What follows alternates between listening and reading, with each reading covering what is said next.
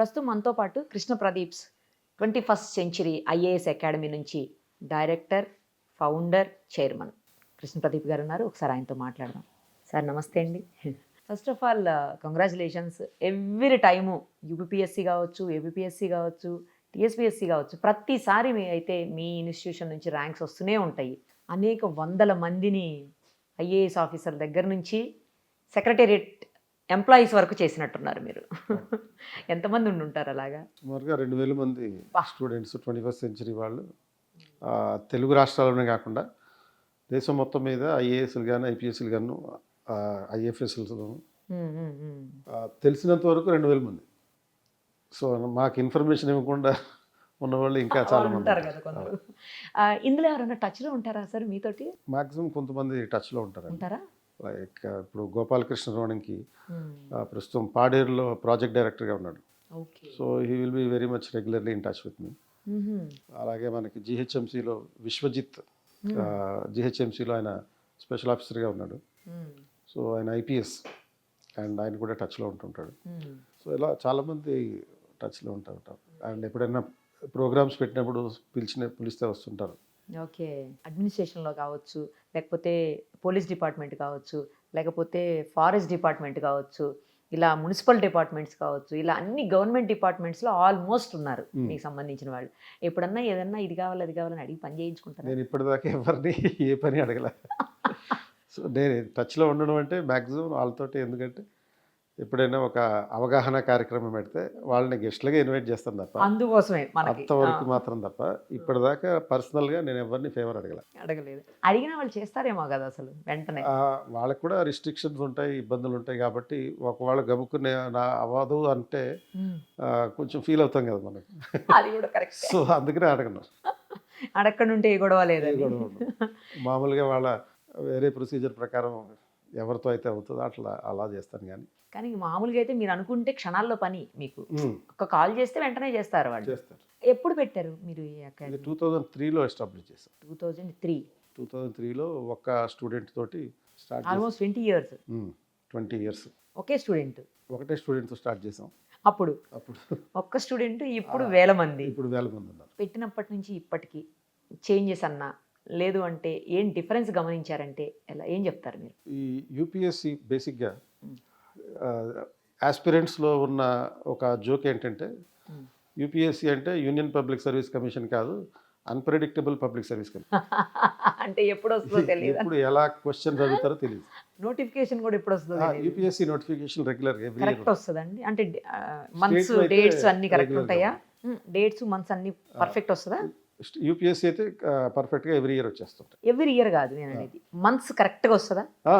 June అని లేకపోతే October అని? ఎవ్రీ ఫిబ్రవరి నోటిఫికేషన్ జారీ చేస్తారు, మేలో ప్రిలిమ్స్ ఎగ్జామ్ పెడతారు, సెప్టెంబర్లో మెయిన్స్ పెడతారు.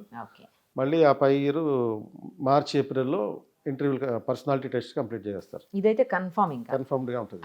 ఎవ్రీ ఇయర్ ఖచ్చితంగా ఈ సైకిల్ జరగాల్సింది. ఓకే. సో వచ్చే క్వశ్చన్స్ ఎలా ఉంటాయి, కొన్ని సందర్భాలు చాలా ఊహించని క్వశ్చన్స్ ఉంటాయి, కాబట్టి అన్ప్రెడిక్టబుల్ అంటారు. ఇదేదో బాగుంది. సో ఈ యూపీఎస్సి ట్రెండ్, మారుతున్న ట్రెండ్ని బట్టి మనం కూడా మారాల్సి ఉంటుంది అన్నట్టు. సో కాబట్టి 21st century is growing both vertically and horizontally. ఇప్పుడు సబ్జెక్ట్ కూడా వ్యాస్ట్ అయిందేమో అండి కంపారిటివ్లీ గతంతో. సో సబ్జెక్ట్స్ కూడా ఎలా ఉందంటే, గతంలో ప్రిలిమ్స్లో ఆప్షనల్ ఉండేది, ఇప్పుడు ఒక ఓన్లీ కామన్ పేపర్స్ మాత్రమే ఉన్నాయి. ఇంతకుముందు ఆప్షనల్కి మెయిన్స్లో 1200 మార్కులు వెయిటేజ్ ఉంటాయి, ఇప్పుడు ఓన్లీ 500 మార్క్స్ వెయిటేజ్ ఉంది.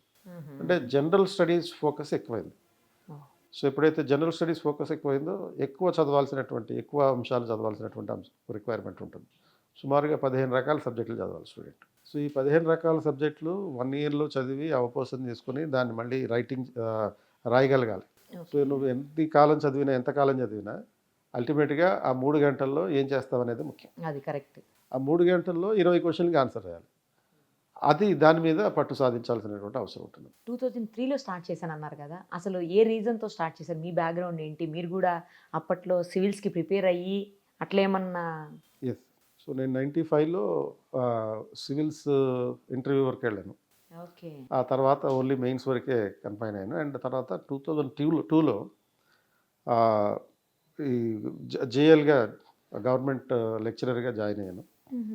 సో అది 4 నెలలు వెళ్ళేటప్పటికి దాని మీద ఇంట్రెస్ట్ పోయింది. దాంతో అది రిజైన్ చేసి ఇక్కడ 21st సెంచరీ ఐఏఎస్ అకాడమీ అని పేరు పెట్టాం, ఏర్పాటు చేయడం జరిగింది.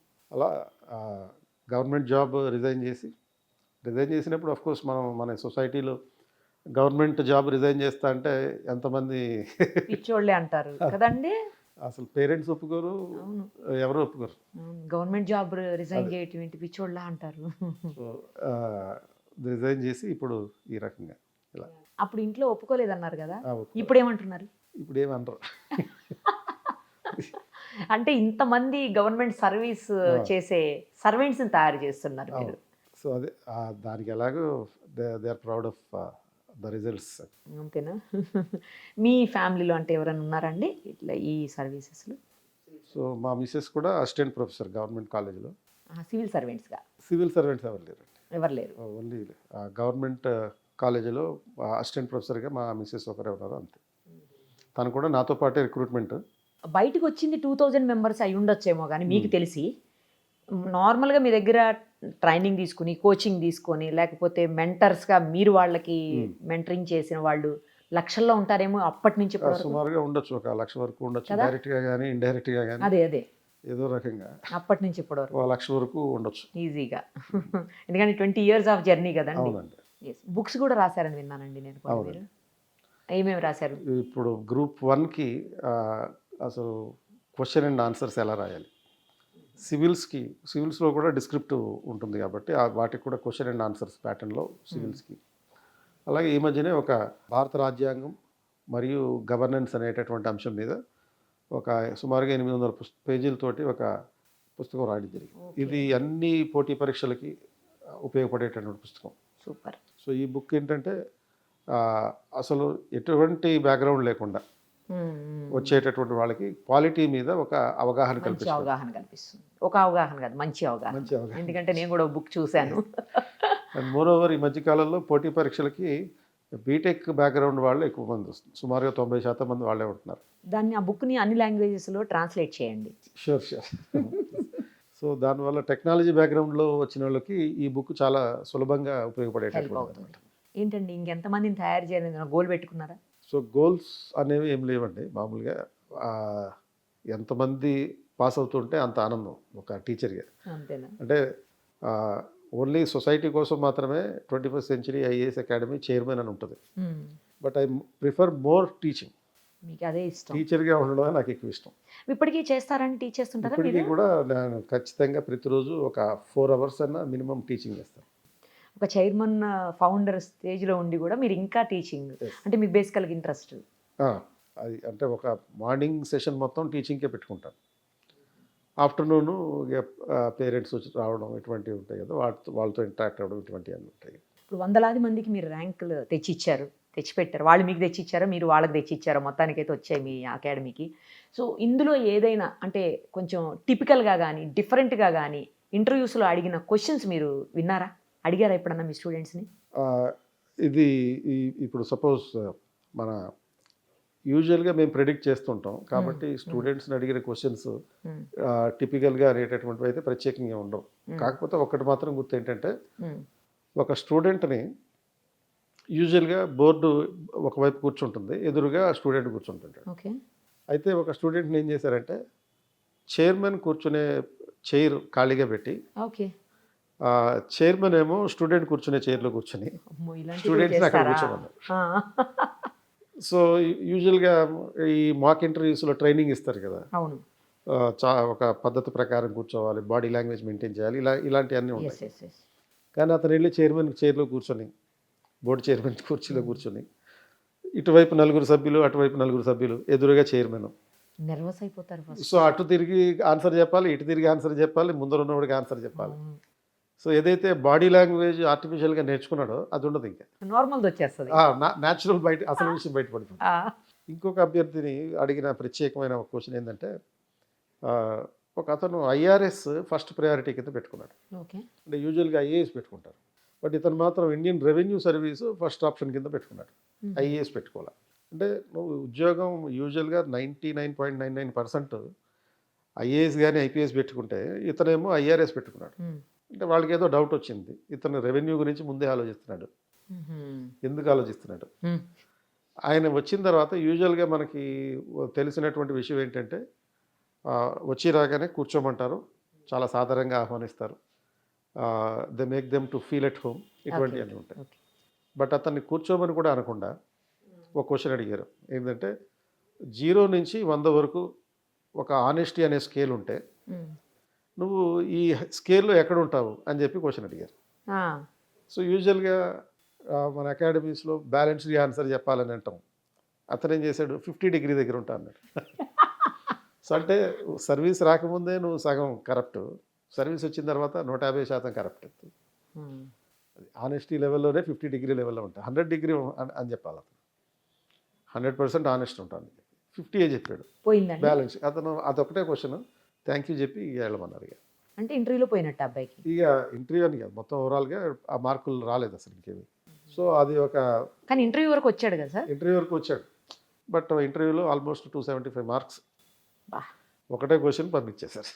అమ్మో, ఇలాంటివి కూడా అడుగుతారా, అంత టిపికల్గా కూడా. అలాగే ఇంకొక అమ్మాయిని chairperson, board chairperson, female chairperson ఉండే, లేడీస్ సిగరెట్ తాగడంపై నీ అభిప్రాయం ఏంటని అడిగింది. అడిగితే అసలు సిగరెట్ అనేదే తాగకూడదు, లేడీస్ ఎట్లా తాగుతారు అని చెప్పి ఈ అమ్మాయి ఆర్గ్యుమెంటేటివ్గా వెళ్ళింది. సో వెరీ గుడ్ ఆన్సర్ అని చెప్పి ఆ చైర్మన్ తన దగ్గర ఉన్న సిగరెట్ ప్యాకెట్ తీసి సిగరెట్ తాగడం స్టార్ట్ చేసింది. సో ఇక అమ్మాయికి ఎలా ఉంటుంది, టెన్షన్. అదే కదా. సో అటువంటి కొన్ని యూనిక్ సిచ్యువేషన్స్ క్రియేట్ చేసి యూపీఎస్సీలో క్వశ్చన్స్ అడుగుతుంటారు అనమాట. ఇంతకీ అమ్మాయికి వచ్చిందండి? అమ్మాయికి రాలేదు, అమ్మాయికి కూడా పోయింది, ఇంటర్వ్యూలోనే పోయింది అమ్మాయికి కూడా. అంటే ఆమెకి అవతల చైర్పర్సన్కి సిగరెట్ పాజిటివ్గా చెప్పాల్సింది అమ్మాయి, అంతే కదా. అమ్మాయి ఆమెకు అలవాటు ఉంది సిగరెట్ కాల్చాలి. సివిల్ సర్వెంట్ ఎలా ఉండాలంటే, ఒక సివిల్ సర్వెంట్ తీసుకునే నిర్ణయం ఎలా ఉండాలంటే ఎవరికి హర్ట్ కాకుండా ఉండాలి, ఓహోహో, అందరికీ బెనిఫిట్ అయ్యేటట్టుగా ఉండాలి. Making everyone best of rather than making everyone worse happy, అది అందరినీ హ్యాపీగా ఉంచాలి. అదే అటువంటి నిర్ణయాలు తీసుకోవాలి. సిగరెట్ ఇప్పుడు యూజువల్గా పొగాకు గురించి అడిగితే, పొగాకు ఇప్పుడు గుంటూరు నుంచి వచ్చే వాళ్ళని నేను పొగాకు గురించి అడుగుతుంటాను. ఓకే. సో పొగాకు గురించి అడిగితే వాళ్ళు ఆరోగ్యానికి మంచిది కాదంటారు. మరి పొగాకు ఎందుకు పండించాలి, వ్యాపారం కోసం పండించాలంటారు. కాంట్రడిక్టరీ ఇది. అవును. సో కాబట్టి ఒక రెండిటికి ఒక వయా మీడియాగా ఎలా స్టాండ్ తీసుకోవాలి, ఆర్ ఏ విధంగా జస్టిఫై చేయాలి. ఏ ఆన్సర్ అయినా చెప్పు, కానీ దాన్ని జస్టిఫై చేయగలగాలి. సో ఇవన్నీ నేర్పిస్తారు. మాక్ ఇంటర్వ్యూస్ పెడతాం, ఇంటర్వ్యూకి వెళ్ళే ముందు ట్రైనింగ్ చేయడానికి మాక్ ఇంటర్వ్యూస్ పెడతాం. సో ఆ మాక్ ఇంటర్వ్యూస్లో చెప్తాం, నువ్వు ఏ ఆన్సర్ చెప్పినా బ్యాలెన్స్డ్గా ఉండాల్సిన అవసరం లేదు, జస్టిఫికేషన్ చేసుకుని. సో అది చేసుకోగలిగితే కన్వీనియంట్ జస్టిఫికేషన్ చేయగలగడం అనేది ఈరోజు సివిల్ సర్వెంట్కి చాలా ముఖ్యం. అంటే ఎదుటి వాళ్ళని ఏ చైర్లో ఉన్నా సరే ఎదుటి వాళ్ళని కన్విన్స్ చేయగలగాలి. Right, okay. సో ఇవన్నీ మీరు నేర్పిస్తారు. సో సీనియర్ బ్యూరోక్రాట్స్ని ఇంటర్వ్యూ బోర్డులో పెడతాం, రిటైర్డ్ ఆఫీసర్లు వస్తారు, మోహన్ కందా గారు వస్తారు, మన ఆంధ్రప్రదేశ్ చీఫ్ సెక్రటరీగా పనిచేసిన ఆయన. సో వీళ్ళతోటి ఇంటర్వ్యూలు పెట్టినప్పుడు వాళ్ళకున్న అడ్మినిస్ట్రేటివ్ ఎక్స్పీరియన్స్ తోటి వాళ్ళు క్వశ్చన్స్ అడిగినప్పుడు ఈ క్వశ్చన్స్ అక్కడ బోర్డులో అడిగే క్వశ్చన్లకి మ్యాచ్ అవుతాయి. అప్పుడు కొన్ని అనుకోని క్వశ్చన్స్ వచ్చిన స్టూడెంట్కి ఆలోచించేటటువంటి ఒక స్పేస్ దొరుకుతుంది అన్నమాట. అదేలేండి. అలా రైట్ సార్, మీ దగ్గర నుంచి మరింత మంది సివిల్ సర్వెంట్స్గా రకరకాల ఉద్యోగులుగా రావాలని చెప్పేసి, మరిన్ని ర్యాంక్స్ రాబోయే రోజుల్లో మీ అకాడమీకి రావాలని మనస్ఫూర్తిగా wish you all the very best. Thank you so much.